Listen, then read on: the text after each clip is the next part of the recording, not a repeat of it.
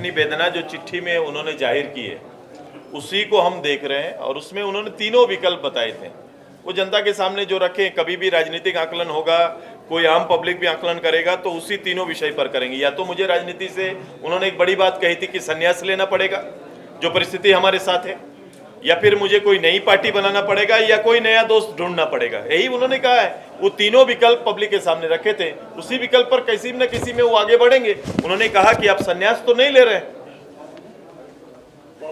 नई पार्टी के बारे आप क्यों नहीं बोल रहे? वो आज भी झारखंड मुक्ति मोर्चा के मंत्री हैं, आज भी झारखंड मुक्ति मोर्चा के विधायक हैं। तो ये जवाब झारखंड मुक्ति मोर्चा से मांगिए कि आपका विधायक का ये बागी तेवर क्यों है। मैं उनका सम्मान करता हूँ, इतने हैं हमारा कि मैं झारखंड आंदोलन में जिस नेतृत्व ने आज के दिन में गुरुजी के बाद सबसे ज्यादा सीनियर मेंबर में से है और झारखंड आंदोलन में बिताया हुआ क्षण वही मेरा आदर बड़ा करता है उनके लिए। तो मैं हमेशा, मैं इसीलिए एक छोटी बात हमारे राज्य के एक मंत्री साहब ने बोल दिया था तो मैंने उनसे एक प्रश्न पूछ दिया था। मैं ऐसे नहीं बोलता हूँ, मैं सम्मान करता हूँ, चाहे कोई भी रहे, कोई दल में रहे, उनका योगदान है इस राज्य को बनाने में। बाकी राजनीतिक घटना, राजनीतिक कहानियां, कौन दल कहाँ क्या निर्णय लेंगे, वो अपनी उनकी समझ। दादा, ये मैया सम्मान योजना को लेकर राज्य सरकार बेहद उत्साहित है, आप लोगों को भी लग रहा है कि वाकई फायदा पहुंच पा रहा है महिलाओं को? मैं इतने कहूंगा कि सरकार एक कमिटमेंट के साथ बनती है, सरकार एक अपने निश्चय और उद्देश्य के साथ बनती है। सरकार ने कहा था कि ये हमारे निश्चय हैं, और निश्चय करीबन तीनों गठबंधन का मिला के देख लीजिएगा तो आपको दिखाई देगा कि 400 के करीब प्रॉमिस है पब्लिक के लिए। अब उस प्रॉमिस जितना भी किया हुआ है इनका, वो प्रॉमिस को हम लोग ढूंढेंगे ना, हम लोग आकलन करेंगे। ये जो विपक्ष भी और आम आदमी भी खोजेगी उसमें हम कहाँ हैं, योजनाएं कहाँ हैं, तो वो योजनाएं आपको दिखाई नहीं देंगी। जिस योजना का आप नाम ले रहे हैं उसका उल्लेख तक वहां पर नहीं है। और ये योजना, कोई भी योजना सरकार ला सकती है, सरकार को लाना चाहिए, उसका बजटीय व्यवस्था तो करके आना चाहिए। अगर बजटीय व्यवस्था नहीं किए तो आज के दिन में जो बजट आप इकट्ठा कर रहे हैं, जो बजट आप ला रहे हैं, वो कहीं ना कहीं भविष्य में वित्तीय अनियमितता को भी जोर देगा। ऐसा होता है कि आप एक सीमा तक किसी विभाग का कोई ना कोई साल का प्रस्तावित बजट को छोटा करेंगे और उस बजट का हिस्सा इसमें डालने का प्रयास करेंगे, तब जाके ये बजट और ये योजना दिखेगी। तो और किस समय लाया गया? ईमानदारी ये है कि आप सरकार, आप जनता के लिए कुछ करना चाहते हैं तो कब करना चाहते हैं? जब सरकार का उम्र और आपका कार्यकाल का सीमा मात्र 1 महीना बचा हुआ है, तब अगर आप कोई योजना लेके आते हैं तो उस योजना को क्या कहा जा सकता है, आप समझ लीजिए।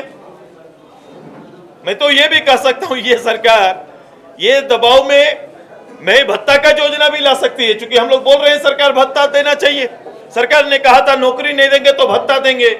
मैं तो कह रहा हूं कि सरकार सत्ता के लिए भत्ता भी ला सकती है, ऐसा कर सकते हैं। लेकिन इसको देखने का नजरिया आम लोगों का ये एकदम बड़ा स्पष्ट है कि ये केवल चुनाव और केवल चुनाव के लिए ये चीजें चल रही।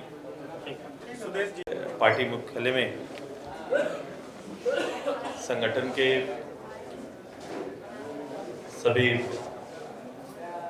जनरल सेक्रेटरी, विधानसभा प्रभारी, जिलाध्यक्ष, छात्र इकाई के और युवा संगठन के पदाधिकारियों का एक संयुक्त बैठक आगामी कार्यक्रम को लेकर आज पूरा हुआ है।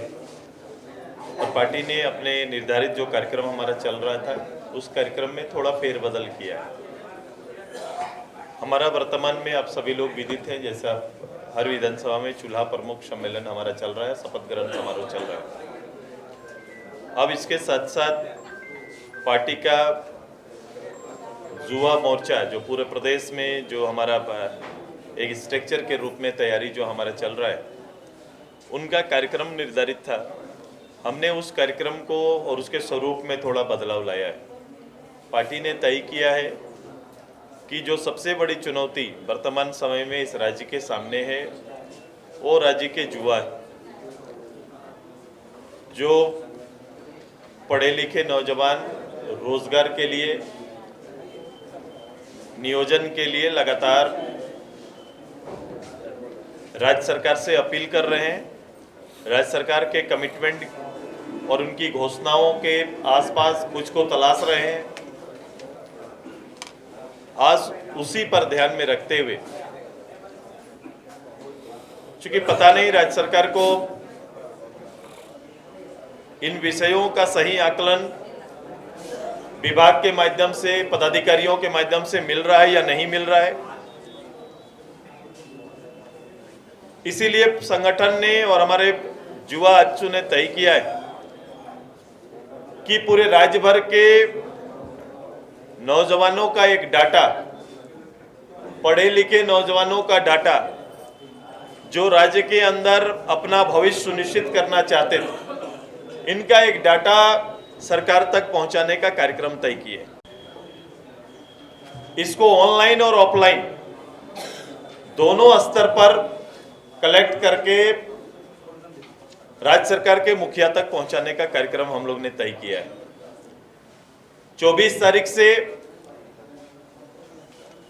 ये डोर टू डोर उसी प्रखंड के, उसी मोहल्ले के नौजवान खुद इसका नेतृत्व करते हुए डाटा कलेक्ट करने का काम शुरू करेंगे और साथ ही साथ ऑनलाइन भी हम लोग डाटा कलेक्ट करेंगे। और इन सब डाटा के साथ 8 तारीख को रांची में पूरा युवा संगठन इकट्ठा होगा। हमारा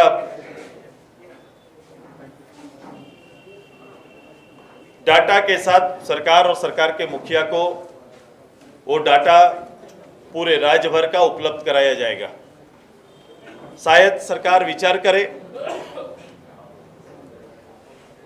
कितने graduate, post graduate, degree, MBA, MBBS, अलग अलग ITI, पोस्ट ग्रेजुएशन जो लोगों ने किया है, ग्रेजुएशन जो लोगों ने किया, इंटर तक की पढ़ाई की है, जिन लोगों ने कौशल विकास के अंदर में अपनी योग्यता बनाई है, इन सभी लोगों का डाटा सरकार तक उपलब्ध कराया जाएगा। ये तैयारी हमारा है। दूसरा, ये बातें रोज हम लोग दोहराते हैं। आप देखेंगे कि सूचना आयुक्त भी शायद प्रदेश के अंदर में नहीं है, जो एक अहम बॉडी है जिसके माध्यम से आम लोग सरकार से डाटा मांगते हैं, जानना चाहते हैं, सरकार से प्रश्न करते हैं और उसका डाटा कलेक्ट करते हैं। एक आम लोगों के लिए सरकार का बनाया हुआ एक ऐसा एक्ट जिसमें हर लोग इस डाटा के माध्यम से अपने आप को संतुष्ट करता है या किसी आरोप को सत्यापित करता है, जो कोमोबेश बहुत संतुलित करता है शासन को। ऐसे जगह पर भी चेयरमैन नहीं है। तो जवाबदेही का जहां बात है, जवाबदेही हर स्तर पर, मैं कोई एक स्तर जेपीएससी की बात नहीं करूंगा, क्योंकि जेपीएससी में इसी सरकार ने खड़ा होकर एक साल में 2-2 या 3-3 एग्जाम कराने की बात कही थी। वो पूरे 5 साल के कार्यकाल देख लो, कभी चेयरमैन रहे तो मेंबर नहीं है, मेंबर रहे तो चेयरमैन नहीं है। प्रभार में बहुत दिन तक सभी चीजें चली हैं। तो अब वो समय नहीं रहा। ये कितना जवाबदेह सरकार है, इसको किसी भी विभाग में किसी विषय के साथ आप खोल के देख सकते हैं, तो आपको पता चलेगा कि एक जनता को लीड करने वाला राज्य का मुखिया और उसकी सरकार कितना जवाबदेह। 26 तारीख से 4 सितंबर तक ये कई चरणों में हो सकता है। 26 तारीख से प्रत्येक विधानसभा में जन जागरण अभियान पार्टी का शुरू किया जाएगा। जन जागरण अभियान शुरू किया जाएगा। प्रत्येक दिन 5 पंचायत पर पार्टी के उस क्षेत्र के हमारे प्रतिनिधि अपने समर्थकों के साथ 10 सभा करेंगे और 10 किलोमीटर की पदयात्रा पूरा करेंगे। हर पंचायत पर पदयात्रा चलेगा, हर पंचायत में 2 सभा करेंगे और जनता के बीच जन जागरण अभियान का नेतृत्व करेंगे। 9 सितंबर से प्रदेश भर में जब मेरा चूल्हा प्रमुख सम्मेलन शपथ ग्रहण समारोह कंटिन्यू रहेगा ही, लेकिन 9 तारीख से हमारा पदयात्रा, मैं खुद पदयात्रा पर हर विधानसभा में निकलूंगा। 9 तारीख से मेरा पदयात्रा का कार्यक्रम भी हर विधानसभा में होगा। ये तैयारी हमारा है। इसी तैयारी के संदर्भ में आज बैठक रखा गया। ये नवनिर्माण संकल्प सभा 8 तारीख को युवाओं का जो होगा, जो डाटा के साथ आएगा, उसे नवनिर्माण संकल्प सभा का रूप दिया गया है। उसी दिन पार्टी न केवल डाटा इकट्ठा करेगी, बल्कि पार्टी राज्य के अंदर युवाओं के बारे में या उनके भविष्य के बारे में जो पार्टी का चिंता और चिंतन है, उसको भी रखने का काम करेगी। ये तैयारी हमारा है।